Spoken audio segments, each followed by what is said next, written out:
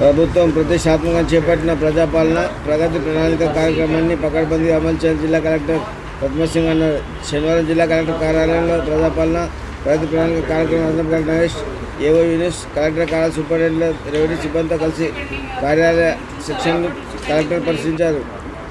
ఈ సందర్భంగా జిల్లా కలెక్టర్ మాట్లాడుతూ ప్రజాపాలన ప్రగతి ప్రణాళికలో భాగంగా 2 రోజుల కలెక్టరేట్లో నిర్వహించిన పరిశుభ్రత ఫైళ్ల క్లియరెన్స్ కార్యక్రమంలో పాల్గొనడం జరిగింది.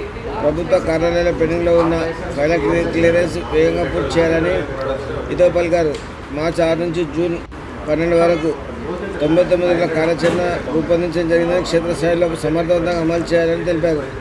గ్రామ, మండల, నియోజకవర్గ,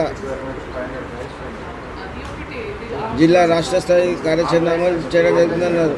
మున్సిపాలిటీ, గ్రామ పంచాయతీలో పారిశుద్ధ్యంపై ప్రత్యేక దృష్టి సారించడం, ప్రభుత్వ కార్యాలయాల్లో పెండింగ్లో ఉన్న ఫైళ్ల క్లియరెన్స్, ఆరోగ్యం, అలైవ్, సంక్షేమం, పిల్లల భద్రత, వ్యవసాయం, విద్య, యువత, మహిళలు, పర్యావరణం పలు అంశాలపై సంబంధిత శాఖల అధికారులు ప్రణాళికలు సిద్ధం చేసి దశల వారీగా పూర్తి చేయాలని తెలిపారు.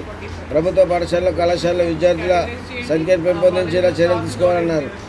వేసవి దృష్ట్యా తాగునీటికి ఎలాంటి ఇబ్బంది లేకుండా చూడాలని, చిన్న సమస్యలు పరిష్కరించాలని తెలిపారు.